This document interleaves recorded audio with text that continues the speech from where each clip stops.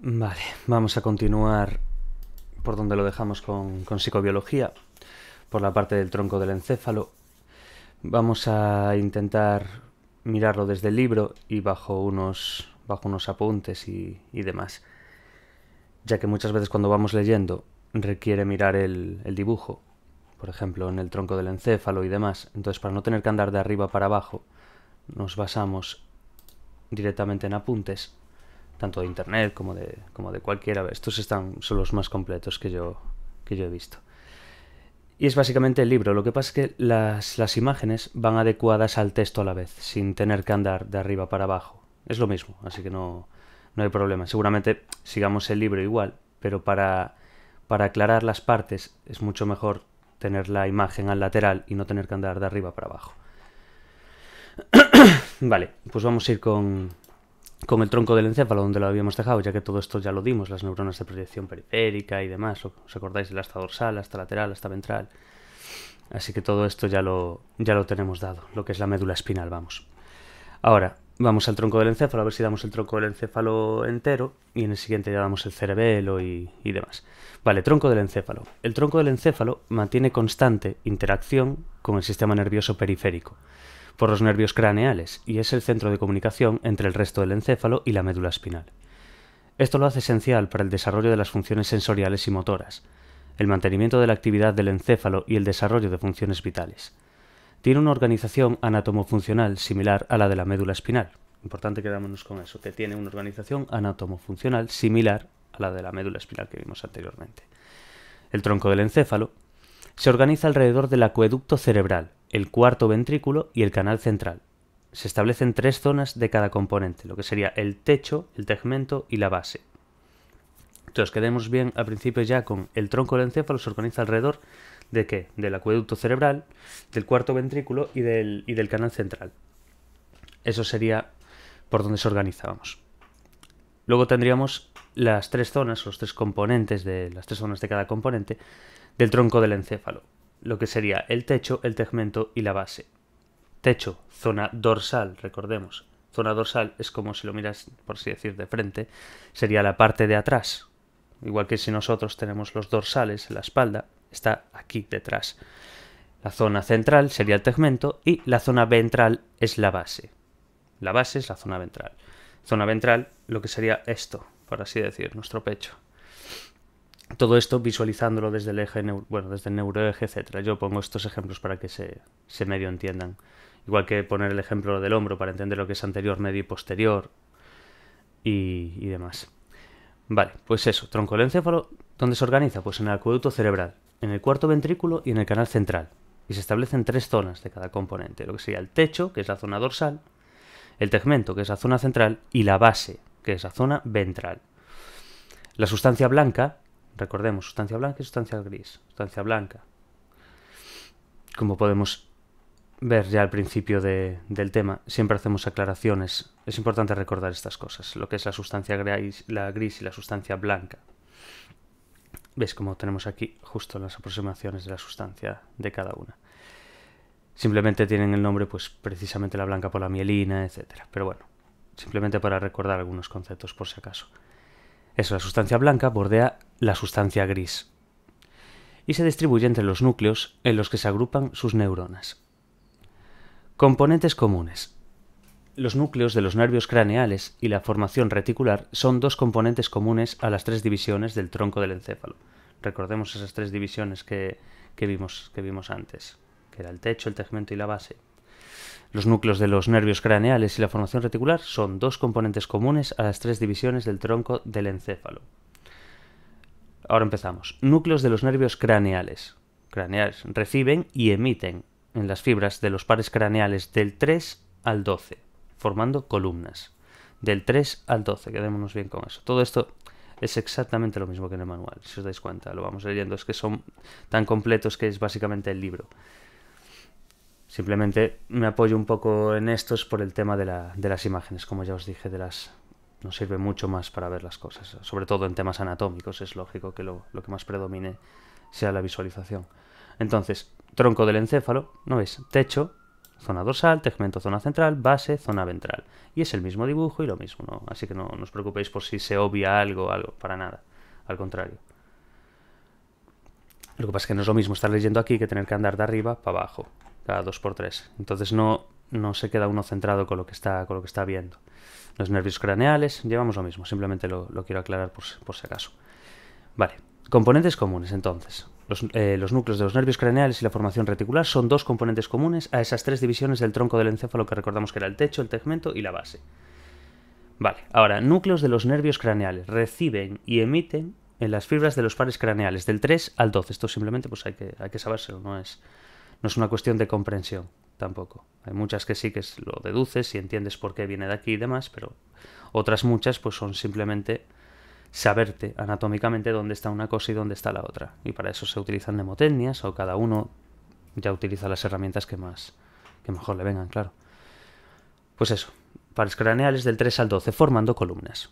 Esos serían los núcleos de los nervios craneales. Longitudinales se distribuyen por el techo y el tegmento. Techo y tegmento, recordamos, techo, zona dorsal, tegmento, zona central. Techo y tegmento, los longitudinales. Ocupando los nervios sensoriales una posición más dorsal y lateral. Y los motores una posición más ventral y medial. Muy importante quedarse con eso. Los nervios sensoriales una posición más dorsal y lateral, mientras que los motores una posición más ventral y medial. Dentro de esto, núcleos sensoriales somáticos. Esto, como dimos anteriormente, simplemente es para recordar también. Reciben desde las estructuras cerebrales información somática, de ahí núcleo sensorial somático, auditivo, vestibular y gustativa, y lo transmiten al diencéfalo, al tálamo, que veremos más adelante.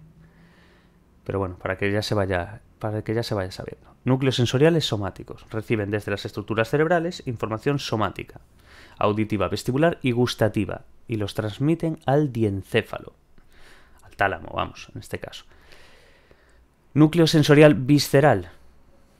Todo esto viene como podéis apreciar aquí, los longitudinales y demás, cuando estamos hablando que se distribuyen por el techo y el tegmento, ocupando los nervios sensoriales, una posición más dorsal y lateral, núcleos sensoriales somáticos, núcleos sensoriales visceral.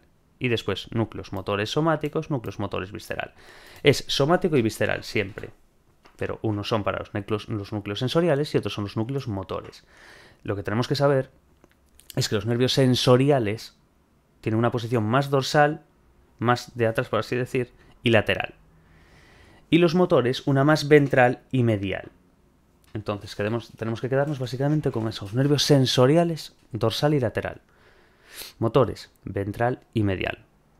Y dentro de los sensoriales, ¿cuáles hay? Somáticas y viscerales. Las somáticas reciben las estructuras cerebrales la información somática, auditiva, vestibular y gustativa y lo transmiten al diencéfalo, al tálamo, que ya veremos más adelante, pero bueno, es para saber. Núcleo sensorial visceral. Dimos lo somático, ahora el visceral. Todo esto dentro de lo sensorial. Núcleo sensorial somático y ahora núcleo sensorial visceral.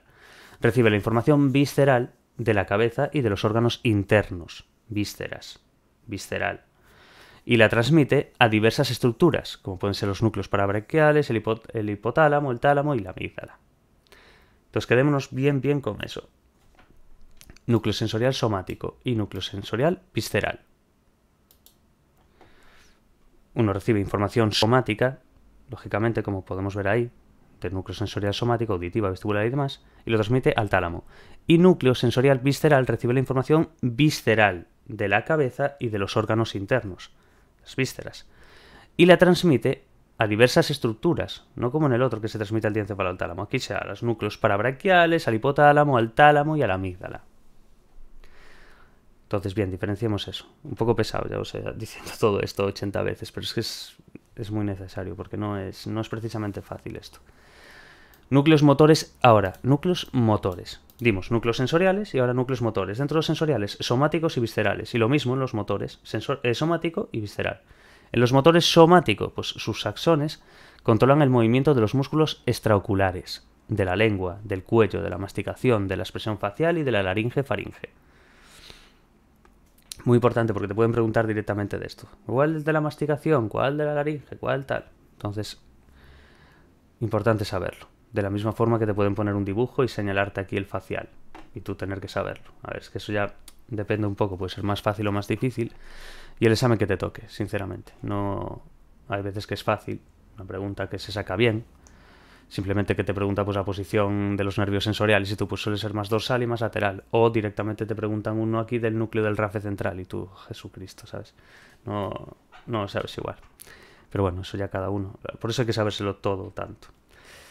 Vale, pues quedémonos un poco con eso. Núcleos sensoriales somáticos, núcleos sensoriales viscerales. Y lo mismo para los motores. Motor somático y motor visceral. Los motores somáticos. Sus axones controlan el movimiento de los músculos extraoculares. De la lengua, del cuello, masticación, expresión facial, laringe, ya se va asociando un poco la zona, por así decir. Y núcleos motores viscerales, sus axones inervan los músculos bajo el control del sistema nervioso autónomo parasimpático, que sería corazón, pulmones o intestino. Es medianamente sencillo desde el punto de vista que cuando entendáis lo visceral, los órganos como tal, las vísceras, el corazón, los pulmones, ahí ya lo deducís por la propia palabra. Pero no siempre va a ser tan fácil.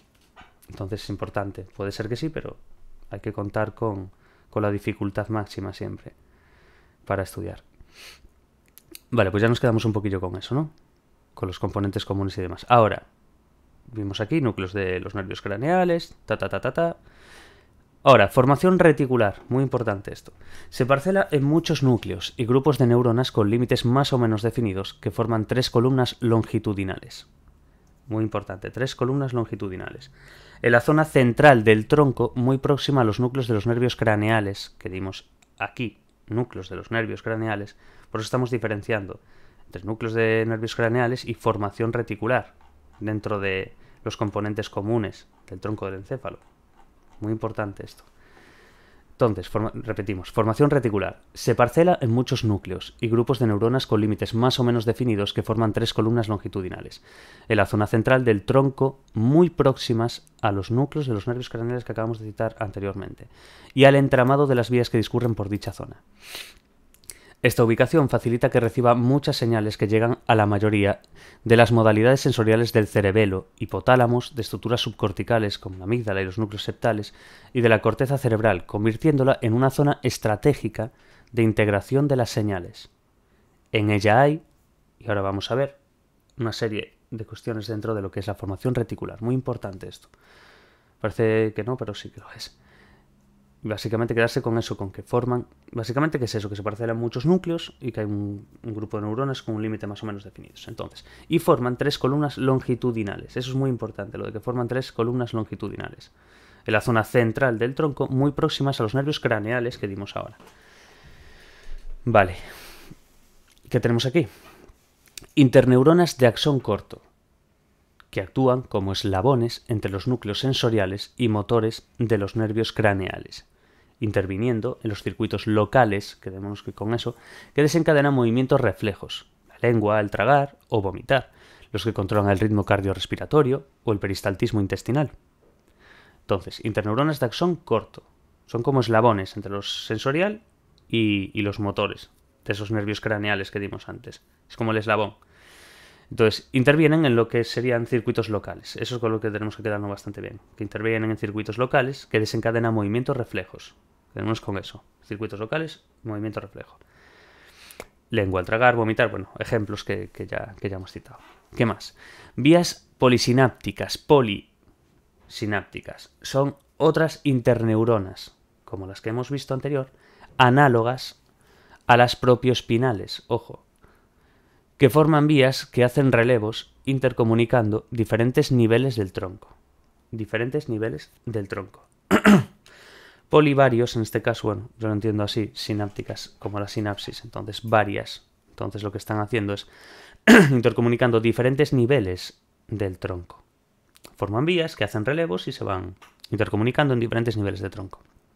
Y son análogas a las propioespinales, que formarían vías que hacen esos relevos que estamos hablando. Entonces, quedémonos con eso, que son otras interneuronas. Las anteriores, interneuronas de axón corto, acordémonos bien, que era el eslabón entre la sensorial y la motora de los nervios.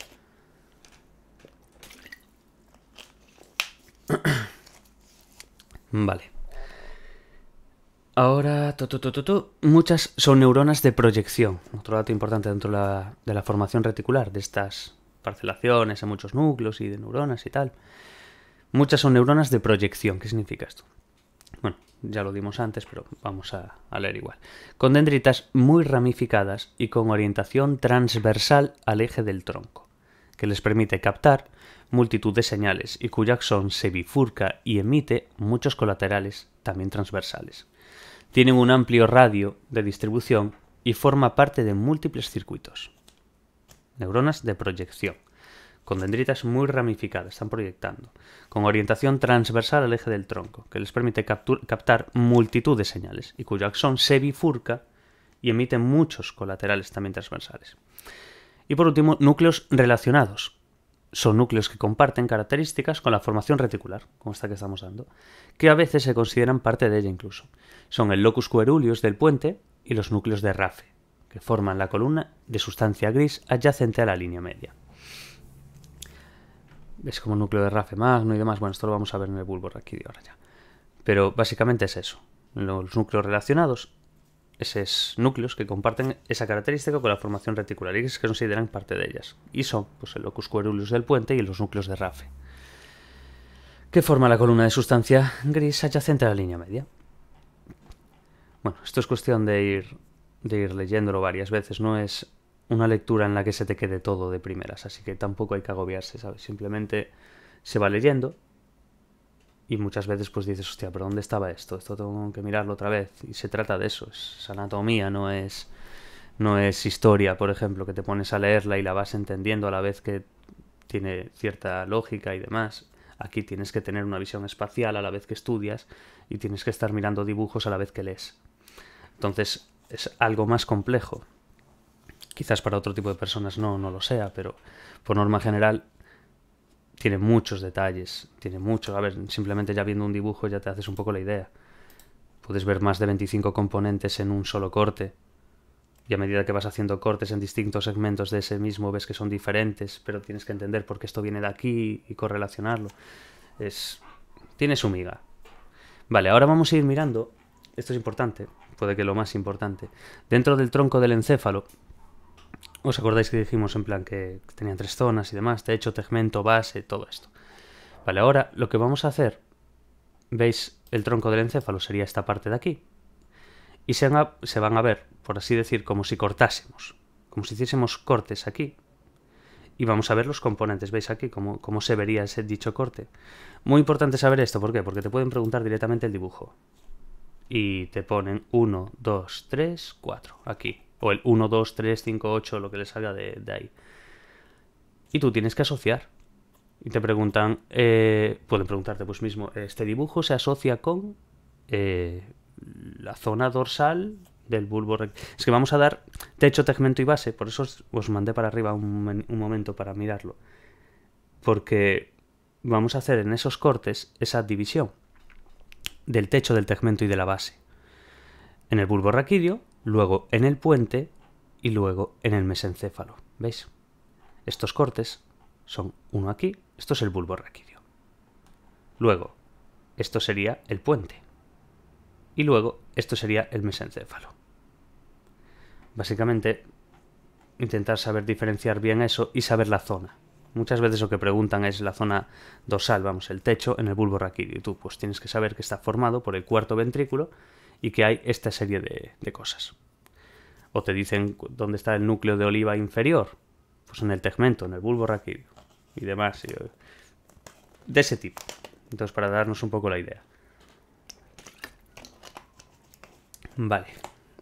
De todos modos, yo ya lo voy subiendo a Patreon todo este tipo de cosas.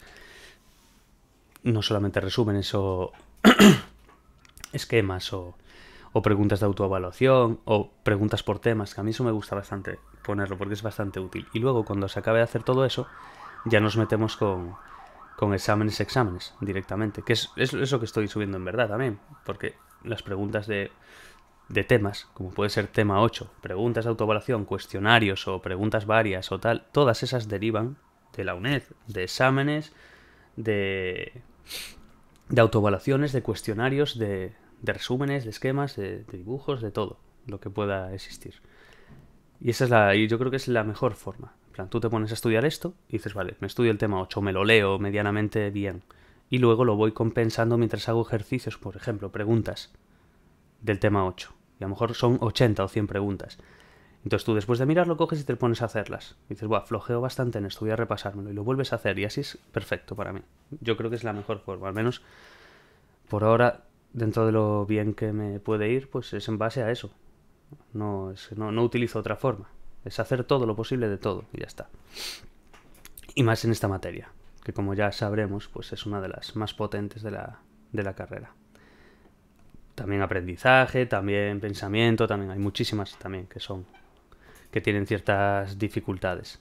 Básicamente basándonos en la estadística de aprobados y suspensos y demás. No por objetivamente hablando, quiero decir. Después personalmente puede venir una persona y sacarte un 10 en psicobiología. ¿Por qué? Porque ya se le da muy bien, o porque le ha puesto mucho más interés, o porque ya viene de un bachiller con ciertos conocimientos que ya le facilitan tal, o tiene otra carrera que ya es de biología. Cada uno lo suyo. Pero bueno, en circunstancias, digamos que sería así. Vale, bulbo raquídeo. Importante, recordemos. Techo, tegmento, base. La forma en la que vamos a dividir. El techo, zona dorsal, como ya sabemos, que dimos antes, está formado por el cuarto ventrículo y destaca los núcleos de las columnas blancas dorsales, importante, que reciben señales aferentes somáticas del tronco, y las extremidades que ascienden en los fascículos, delgado y cuneado. Como veremos aquí en los dibujos. Tenemos que plantearnos siempre mirar el dibujo mientras lo vamos leyendo. Zona dorsal, bueno, en el techo, tegmento y base, recordemos. Techo, zona dorsal, parte de atrás, por así decir. Dorsal. ¿Veis? Esto de aquí. Estamos haciendo el corte aquí, en lo que es el bulbo raquídeo. Entonces tenemos que tener techo, tegmento y base. Techo está formado por el cuarto ventrículo y destacan los núcleos de las columnas blancas dorsales. Muy importante, ¿sabes esto? Núcleo de las columnas blancas dorsales. Ya con eso ya vamos tirando. Recibe señales aferentes somáticas del tronco y las extremidades que ascienden en los fascículos. ¿Cuáles? Delgado y cuneado. Hay que saberse. ¿Qué más? Tegmento. Ahora. Techo, tegmento, base. Repetimos de nuevo. TTB. Como mnemotecnia o como queráis ponerlo. ¿Os acordáis de eso? TTB. Ya está. Techo, tegmento, base. Y siempre que es en este caso ahora tegmento, los axones de los núcleos de las columnas blancas cruzan la línea media y forman el lemnisco medial.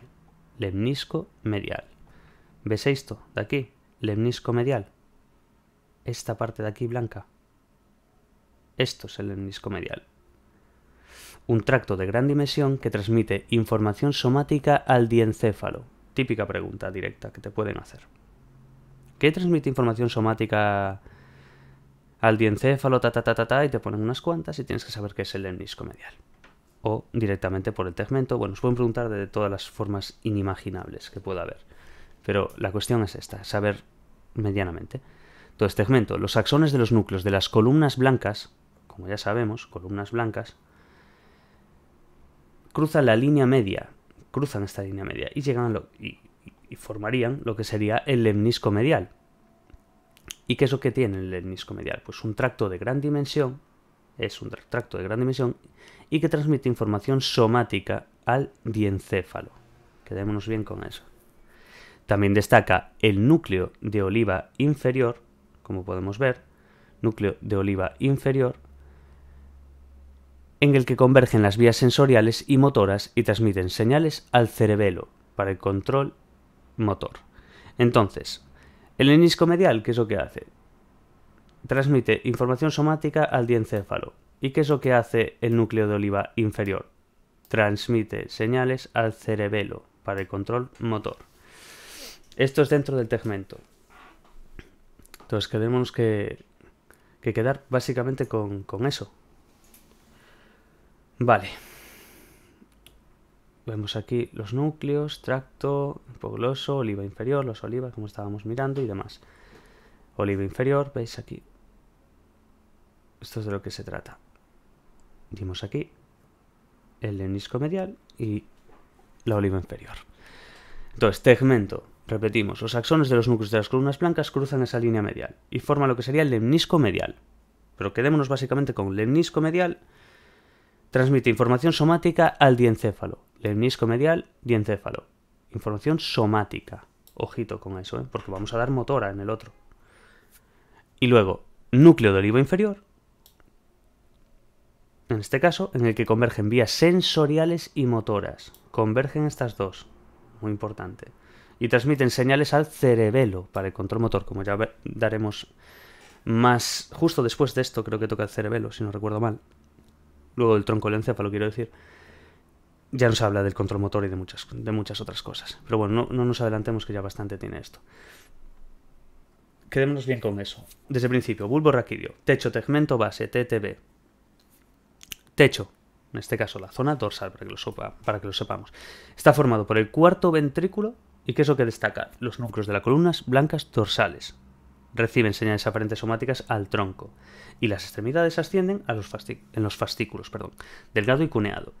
Tegmento, que es lo que estábamos dando ahora mismo. Tegmento, los axones de los núcleos de las columnas blancas cruzan la línea media. Bueno, eso ya se sabe medianamente, pero lo importante es que forman el lemnisco medial.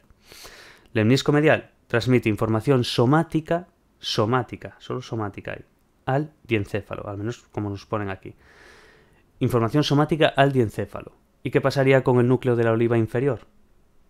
Ahí destacan dos cosas dentro del tegmento, en el bulbo raquídeo. El lemnisco medial y el núcleo de oliva inferior. El lemnisco medial lo que está transmitiendo es información somática al diencéfalo. En el núcleo de oliva inferior lo que se está haciendo es converger las vías sensoriales y las motoras, aquí está el rollo, y transmiten señales al cerebelo para el control motor. Entonces nos quedamos con eso ya. Vale, hemos dado el techo, hemos dado el tegmento, TT, ahora falta la B. ¿La B qué es? Base. ¿La constituyen qué? Las pirámides. Pues, a ver, cada uno tiene la forma de acordarse, pero yo, por ejemplo, pienso pues en la base de una pirámide. Entonces ya, cuando digo base, ya me viene pirámide a la cabeza. Se trata un poco de crear ese tipo de asociaciones en el cerebro, para acordarte. Con mnemotecnias, con imágenes mentales, lo que cada uno utilice, pero suele ser útil. Me refiero, no es chapar de... Al menos para mí, la mejor forma de estudiar es entender lo que estudio. Entenderlo desde el punto de vista de asociarle cierta lógica. Si yo lo chapo, dentro de 3 días no voy a saber lo que es la zona dorsal, ni el tegmento, ni el techo, ni el tegmento, ni la base.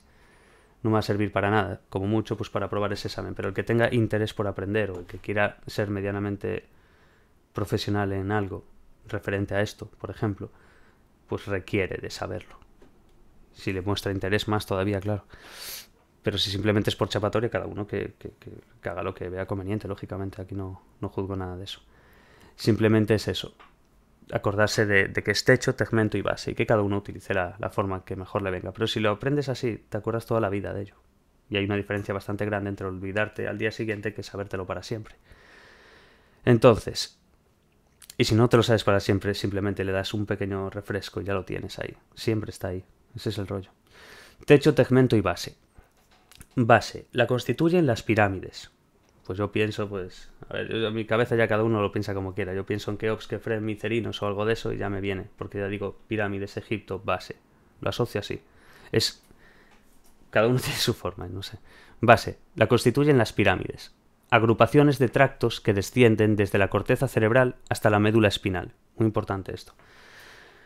Base. La constituyen las pirámides. Agrupaciones de tractos que descienden desde la corteza cerebral hasta la médula espinal. ¿Os acordáis cuando se empezó el tema que hacía mucho hincapié en saber las definiciones de tracto, fascículo, todo eso? ¿Por qué? Porque cada 2x3 la van a estar utilizando. No es por azar, lo dicen por algo. Entonces, fascículo, en este caso, agrupaciones y demás, todas estas cosas hay que sabérselas por esto. Tractos. Vale, base, la constituyen las pirámides, que son agrupaciones de tractos que descienden desde la corteza cerebral hasta la médula espinal. Eso sería la base. Simplemente pues eso, saber qué son las pirámides. Vale, eso es el bulbo raquídeo. Vemos esto de aquí, ¿no? Bulbo raquídeo. ¿Qué pasaría ahora? Pues nos vamos al puente. El puente lo tenemos aquí. El bulbo es que se ve bastante bien, la verdad, dentro de lo que es una imagen, como para diferenciarlo. Podemos mirarlo en el libro si preferís, pero es lo mismo, ¿no veis? Núcleos y tractos, veis los cortes, es exactamente lo mismo. No tiene mayor historia. Simplemente estos dibujos están asociados al texto. En este caso también, pero tienes que andar de arriba para abajo, de arriba para abajo. Es mucho mejor tener una visión panorámica, al menos para mí. Bueno, eso. Ahora iríamos a esta parte, lo que sería el puente. Como veis aquí, bulborraquídeo dado. Ahora, puente. El puente sería en el libro esto, la figura 8-8 que aparece aquí, esa G de corte aquí. Esto es el puente, o cara ventral, lógicamente, a nivel del istmo. Bueno, son dibujos que vemos que están exactamente igual aquí. Así que no os preocupéis si por cualquier cosa que está todo. Entonces, ya me encargué de mirarlo bien, ¿sabes? Antes de empezar el vídeo, porque ya dudaba, dije, voy a empezar a leer esto, pero a la gente no lo va a asociar igual, porque no ve el dibujo igual, cada 2x3 si tengo que andar para arriba y para abajo, es mucho mejor tenerlo así, yo creo. Vale, pues eso, el puente. Ahora, importante, es muy importante ahora cuando son 3 partes o 4 partes o tal, andar mirando el de atrás cada 2x3, para coger y asociar ciertas cosas que tiene y que no tiene el otro. Y así te acuerdas mucho mejor. Al menos a mí me sirve. Vale, puente. ¿Cuál sería? Ahora lo mismo. TTB. Aplicamos la misma mnemotecnia. Techo, tegmento y base. Techo lo conforma el cuarto ventrículo y el cerebelo. ¿Qué pasaba antes en el bulbo raquídeo? En el bulbo raquídeo está formado por el cuarto ventrículo y destaca los núcleos de las columnas blancas dorsales. Nos acordamos, y después lo de los fascículos. Pues aquí, cuarto ventrículo, lo mismo, y el cerebelo. Importante. Vale, eso sería techo. Tegmento, dentro del puente, recordemos. Tegmento, destaca el locus coeruleus, apariencia azulada. Y los núcleos, parabraquiales, que reciben información visceral y la transmiten al hipotálamo, como vimos antes. ¿No os acordáis cuando leímos aquí locus coeruleus del puente? Son el locus coeruleus del puente y los núcleos de Rafe que forman la columna, los núcleos relacionados. Pues uno de ellos aquí, el locus coeruleus del puente. Perdón. Puente. Repetimos, TTB, techo, tegmento, base. Techo, cuarto ventrículo, igual que en el bulbo raquídeo, pero con el cerebelo, ya que aquí era cuarto ventrículo y columnas blancas dorsales, que después ascendían, y los fascículos, delgado y cuneado. Pero bueno, puente, TTB, techo, tegmento, base, techo, cuarto ventrículo y cerebelo. ¿Qué tendríamos después del techo en el puente? Tendríamos el tegmento, TTB. Es muy pesado, lo sé. Tegmento. Destaca el locus coeruleus, como hemos dicho anteriormente, apariencia azulada, y los núcleos parabraquiales, que reciben información visceral y la transmite al hipotálamo, y el núcleo lemnisco lateral, que forma parte de la vía auditiva. Hay que sabérselo esto. Hay que sabérselo muy bien, de hecho. Techo, tegmento, base. Tegmento, locus coeruleus, apariencia azulada. Núcleos parabraquiales, que reciben información visceral y la transmiten al hipotálamo, y el núcleo lemnisco lateral, forma parte de la vía auditiva. Entonces, locus coeruleus, núcleos parabraquiales y el núcleo lemnisco lateral. No solamente hay que sabérselo el locus coeruleus o núcleos parabraquiales. Los núcleos parabraquiales hay que saberse que recibe información visceral y la transmite al hipotálamo. Porque sé que en otras circunstancias o lo que fuese, nunca ha sido esta materia ha destacado por su sencillez. Tú puedes saberte este libro y sabértelo bien y suspender sin ningún tipo de problema. Lo que destaca aquí es que las preguntas pueden ser más capciosas o menos y que van a pillar muchas de ellas. A lo mejor un porcentaje de un 30% del examen es a pillar. Y hay mucha diferencia. Hay mucha diferencia. Entonces hay que sabérselo lo mejor posible. Aparte, a ver, es bonito, la verdad. A mí personalmente me gusta bastante esta materia. Lo que pasa es que es compleja. Es compleja y sobre todo para un primer año. ¿Sabes? Es un poco potente, pero bueno. Entonces, quedémonos bien con eso. Tegmento. Locus coeruleus, apariencia azulada. Núcleos parabraquiales reciben información visceral y la transmiten ¿a dónde? Al hipotálamo.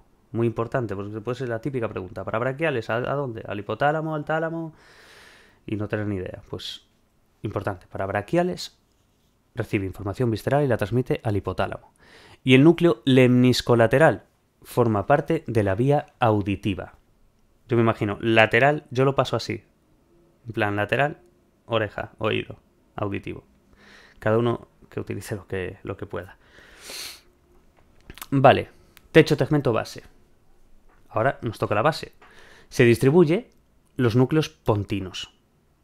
Se distribuyen en los núcleos pontinos, que reciben muchas señales que descienden de la corteza cerebral, relacionadas con el control motor, y sus axones las envían al cerebelo.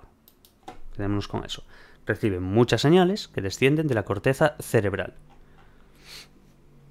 Perfecto. Relacionadas con el control motor, y sus axones las envían al cerebelo. Importante aquí. En la sustancia blanca del puente, en este de puente, destacan los pedúnculos cerebelosos. Lo de cuando ponen lo de destacan y tal, esto es lo más importante, lo más relevante, por así decir, dentro de cada parte de la base, en este caso. Los pedúnculos cerebelosos y los tractos descendentes de la corteza cerebral. Muy, muy importante. ¿Veis estos pedúnculos de aquí, por ejemplo? Pedúnculos cerebelosos superiores. Estos. Están aquí blancos, porque es la sustancia blanca del puente. Entonces, cuando veáis en el examen, si hay algún dibujo o demás, intentar diferenciar por ese tipo de cosas. Básicamente es eso, base, pedúnculos cerebelosos y los tractos descendentes de la corteza cerebral. Los tractos descendentes. Y ya está. Básicamente sería eso. Después, si queréis mirar esas apariencias azuladas y demás, lo que os decía, esto es el locus coeruleus, por ejemplo. Esta de aquí, esta azulito de aquí, locus coeruleus. Entonces tenemos que ir mirando, pues, por ejemplo, después, aparte de este azulito de aquí, del locus coeruleus, ¿dónde están los núcleos parabraquiales? Núcleos parabraquiales que tenemos aquí, estas dos cositas marroncitas que vemos aquí. Esto es lo que mandaba, lo que recibía la información visceral y la transmitía ¿a dónde? Al hipotálamo. Y luego tendríamos también el lemnisco lateral, que sería el que os dije de lateral, auditivo. Pues eso sería básicamente un poco todo. Entonces tenemos que quedarnos, pues eso, con lo que vamos oyendo y a la vez asociarlo con la imagen, ya que destaca por ser esta segunda parte, pues básicamente anatómica. Y bueno, pues es un poquito todo. Entonces, bulbo raquídeo, ya lo hemos dado. Puente, ya lo hemos dado. Techo, tegmento, base, TTB. Techo, cuarto ventrículo, cerebelo. Tegmento, locus coeruleus, esto azulito que acabamos de ahora mismo de enseñar. Los núcleos parabraquiales, estas dos bolitas, por así decir, marrones. Núcleos parabraquiales, ¿qué hacían? Recibían información visceral y la transmitían ¿a dónde? Al hipotálamo. Y el núcleo lemniscolateral, que forma parte de la vía auditiva. Base, se distribuyen los núcleos pontinos. Muy importante. ¿Ves aquí? Núcleo reticular pontino oral, por ejemplo, aquí, el verde. O sea, hay que quedarse bien con eso. Que recibe muchas señales, En la sustancia blanca del puente destacan los pedúnculos cerebelosos y los tractos descendentes de la corteza cerebral. Hay que quedarse bien con eso. Pues básicamente es esto el puente. Por último, ya vimos el puente, tal. Ahora lo que vamos a ver es el mesencéfalo, como podemos apreciar en el libro también. ¿Veis esta parte de aquí? Esto es el mesencéfalo. ¿Veis el corte? Es lo mismo que tenemos aquí. Lo vuelvo a enseñar por eso, porque no tengo miedo de que no os sirva bien o lo que sea. Mesencéfalo. Lo mismo. Techo, tegmento y base. ¿Qué pasa aquí en el mesencéfalo? Que hay una zona dorsal del tegmento y una zona ventral del tegmento. Para que nos entendamos bien. Es un poquito más amplio que los otros, por así decir, a la hora de cortarlo. Vale. Mesencéfalo. Techo, tegmento, base. La mítica, TTB. Ya está. Ya tiene que estar eso en la cabeza siempre. Andando por la calle, ya te tiene que venir. Techo. están los colículos inferiores. Colículos inferiores, ¿ves? Este es el superior, por ejemplo, colículo superior. Luego vemos aquí colículo inferior. ¿Ves la diferencia entre la A y la B aquí? Colículo inferior y colículo superior. Lo quiero aclarar desde un principio porque tiene su miga esto. Techo. Están los colículos inferiores. ¿Qué le pasa a los colículos inferiores? Esto de aquí. En el A, esta bolita azul, enorme. Están relacionados con el procesamiento de la información auditiva. Y los colículos superiores, ¿qué atenderán los colículos superiores? Si no es al oído. Ahora lo vamos a ver. Los colículos superiores forman parte de la vía de procesamiento visual. En los ojos y demás. Entonces, colículo inferior, procesamiento de información auditiva. Colículo superior, forma parte de la vía del procesamiento visual e integra información sensorial variada. Ojito con eso, información sensorial variada. De los colículos superiores, de estos de aquí, en el apartado B, del colículo superior, surge un tracto descendente. ¿Qué hace este tracto descendente? Que interviene en el control motor. Entonces, quedémonos bien con eso. Mesencéfalo. TTB, techo, tegmento, base, techo. Colículos inferiores y colículos superiores. ¿Qué hacen los inferiores? Información auditiva. ¿Qué hacen los superiores? Procesamiento visual e integra información sensorial variada. Hasta ahí perfecto. De los colículos superiores, de estos que acabamos de decir, del procesamiento visual e información sensorial variada, surge un tracto descendente que interviene en el control motor. Típica pregunta también que te pueden meter. De dónde, en qué surge, vamos, este tracto descendente, y tú saber diferenciar entre colículo inferior y superior, y saber qué parte del colículo, de los colículos superiores, es de dónde surge dicho tracto descendente. Es una típica pregunta también. Que interviene en el control motor. Vale. Hemos dado techo. ¿Qué pasa después del techo? Viene otra T, que es tegmento. Zona dorsal del tegmento y zona ventral del tegmento. Importante esto. Muy importante. Zona dorsal del tegmento. Bordeando el acueducto cerebral está la sustancia gris periacueductal. Dale. Gris periacueductal. Lo tengo que hacer por partes porque hay veces que hay cada palabrita que, madre mía. Pues eso, la zona dorsal del tegmento. Bordeando el acueducto cerebral está la sustancia gris periacueductal. Es una zona de integración de señales neuroendocrinas y sensoriales de diversa procedencia. Vale, pues nos quedemos bien con eso. Con la zona dorsal del tegmento. La zona dorsal, lo que sería como las dorsales de la espalda, para ponernos bien desde un neuroeje, para entender bien, desde un razonamiento espacial, esta parte. Zona dorsal del tegmento, bordeando el acueducto cerebral, está la sustancia gris periacueductal. Es una zona de integración de señales neuroendocrinas y sensoriales de diversa procedencia. Endocrino es hormonal, se refiere, bueno, se va a ir viendo eso a medida que vayamos viendo. Eso sería la zona dorsal del tegmento. Zona dorsal del tegmento. ¿Veis la sustancia gris periacueductal? Esta de aquí. Eso sería la sustancia gris periacueductal. Básicamente. Eso es zona dorsal del tegmento. Hasta ahí, perfecto. Vale. Luego, zona ventral del tegmento. Destacan dos estructuras. Lo que sería el núcleo rojo. Muy importante esto, ¿eh? Núcleo rojo. Estructura redondeada de color rojizo por el alto contenido en hierro de sus células, cuyos axones forman un tracto motor descendente. Ojito con esto. ¿Veis este núcleo de aquí? Esto rojo, este pedazo de bola roja, eso es el núcleo rojo. Podéis apreciar bien cómo la figura A nos está dando básicamente la zona de los colículos inferiores y demás, como vimos antes, lo que sería el techo y demás. Vemos que en la zona dorsal que vimos antes, esta sustancia gris acueductal, esto en la A, es la zona dorsal. Digo por si es importante aclarar. En este caso no ves A, en el libro, A caudal, B rostral. Eso es lo que importa. Para saber diferenciar bien de lo que estamos hablando. Que es básicamente para saber la posición. Entonces, zona ventral del tegmento. Ventral del tegmento. Destacan dos estructuras. Nos iríamos a lo que sería la figura B. En la B es donde está el núcleo rojo.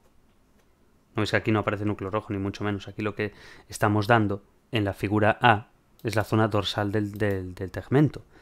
¿No ves? Porque pone sustancia gris periacueductal que dimos y demás. Y el colículo inferior.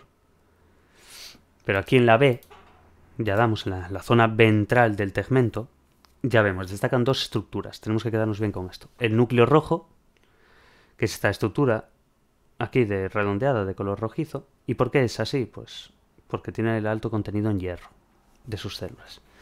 Entonces, cuyos axones forman un tracto motor descendente. Es con los que nos tenemos que quedar bien. Vale, eso sería el núcleo rojo. Luego tendríamos, aparte del núcleo rojo, tendríamos la sustancia negra, muy importante. ¿Veis? La sustancia negra es básicamente esto. Sustancia negra compacta, reticulada, bueno. Esa es la sustancia negra, o sea, se distingue bastante bien. Sustancia negra, estructura alargada formada por una zona compacta, muy poblada, cuyas neuronas tienen un pigmento oscuro. ¿Por qué? Neuromelanina, que permite identificarla a simple vista, y una estructura menos poblada que se denomina reticulada. Esta compacto, imagina, a ver, ya lo sacas por la palabra, pero bueno, compacto, mucho hay. Está compactado, hay muchísimo. ¿Y qué pasaría en la sustancia negra reticulada? Es que es una zona menos poblada, se denomina así, reticulada, porque sus dendritas se entrelazan con las de las zonas compactadas, con las de la zona compacta, quiero decir, sí, formando una tupida red, y de ahí que sea la sustancia negra reticulada. Entonces quedémonos bien con eso. Sustancia negra, estructura alargada, formada por una zona muy compacta, que es la que estábamos hablando, donde las neuronas tienen un pigmento oscuro. ¿Por qué? Por la neuromelanina. De la misma forma que en el núcleo rojo tiene ese color rojizo porque tiene un alto contenido en hierro, en la sustancia negra ese pigmento oscuro deriva de la neuromelanina. Parecen tonterías, pero ojito porque te lo pueden preguntar así. ¿Por qué es rojo el núcleo rojo? Y tú, pues yo qué sé, pues porque es rojo. Y ya está. Pues no, porque tiene alto contenido en hierro. De la misma forma que el pigmento oscuro, propio de la sustancia negra dentro de la zona ventral del tegmento del mesencéfalo, es de un pigmento más oscuro por la neuromelanina. A ver, sé que son mucha información, muchos datos y mucha historia, pero es que es la única... Hay que darlo todo lo que se pueda, no hay más. Sé que a veces puede ser incluso un poco desmotivante y vas adelante, vas leyendo y dices tú, pero ¿cómo me voy a acordar de esto, tío? Si tiene 15 partes esto. Y lo que estoy dando ahora tiene 23. Y esto es de color gris y esto es blanco y esto es rojo. Que soy yo médico. No, pero es muy importante saberlo. Después, a medida que vas viendo más cosas, te vas dando cuenta de que todo conocimiento es útil, bien utilizado.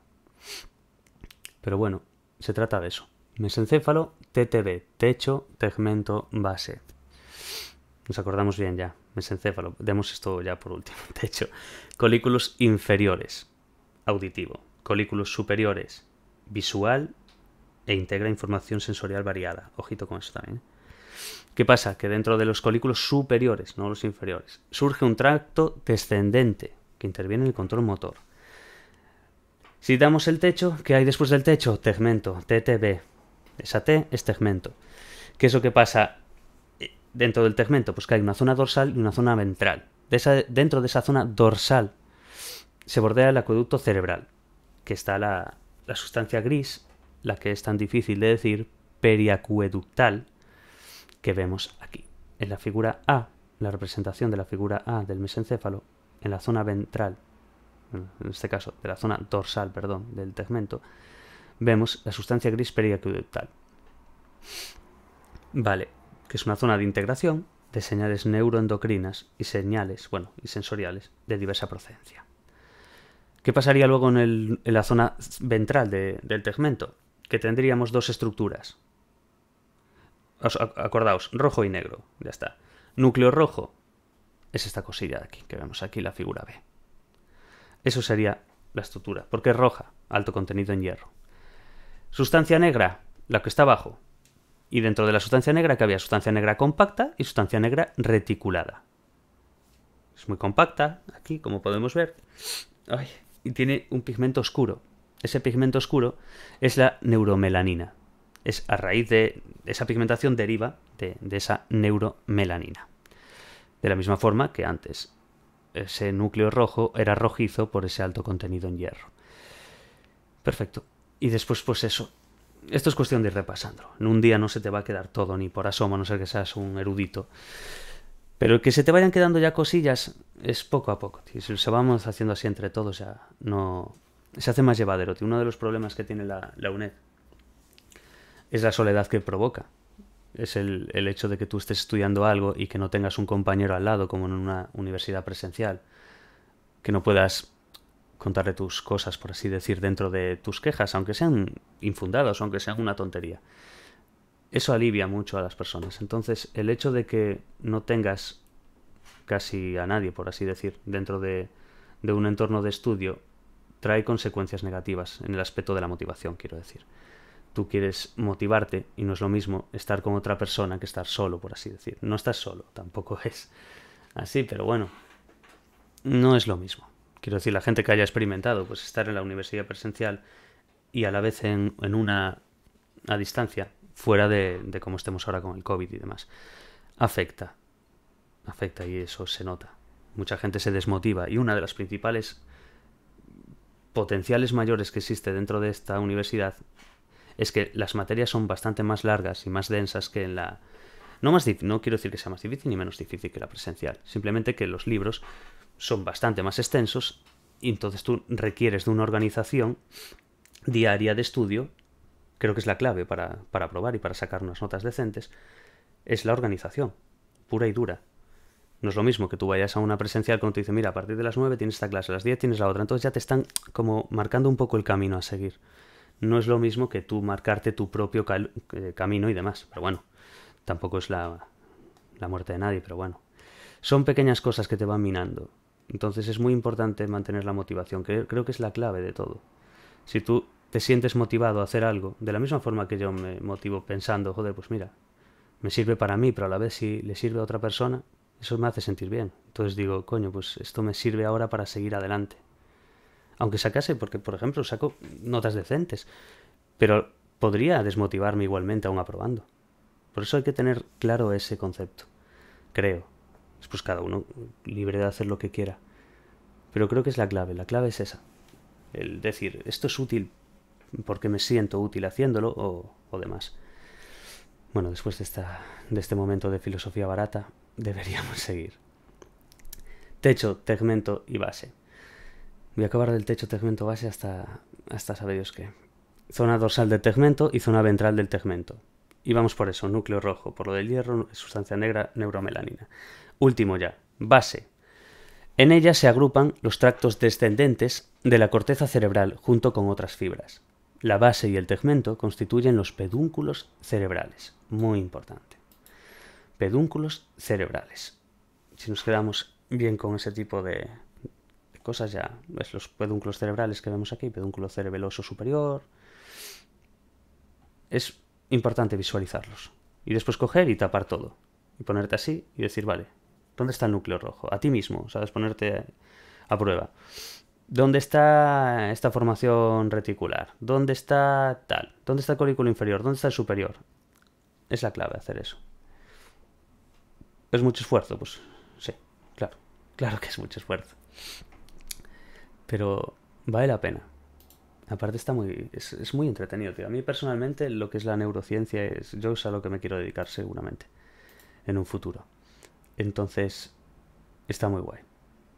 Todo esto es de lo que deriva todo. El cerebro es como lo que domina básicamente todo. Entonces si se entiende o si se empieza a entender un mínimo, sabe Dios lo que puedes sacar de ahí.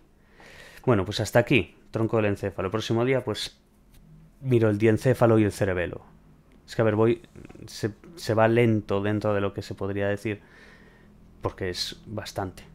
Es bastante y no solamente lo estoy leyendo, estoy intentando entenderlo, estoy intentando explicarlo desde todas las formas posibles. Después habrá partes o temas que no sean tanto, pero es muy importante los comienzos, tío. Los comienzos, los primeros temas de unas materias, al menos bajo mi experiencia, es empezar a formar la casa bien. Entonces tú a raíz de eso ya vas fluido. Si quieres empezar ya rápido, ¿sabes? Si ya todo tal, empiezas a arrastrar, a arrastrar, a arrastrar y no funciona bien. Vale, pues eso, nos quedamos aquí en el diencéfalo. Un cubo de que hasta el fin de semana también le dé, no sé, pero bueno, tengo pensado salir a la calle un poco también. Bueno, hasta la próxima y ánimo a todos.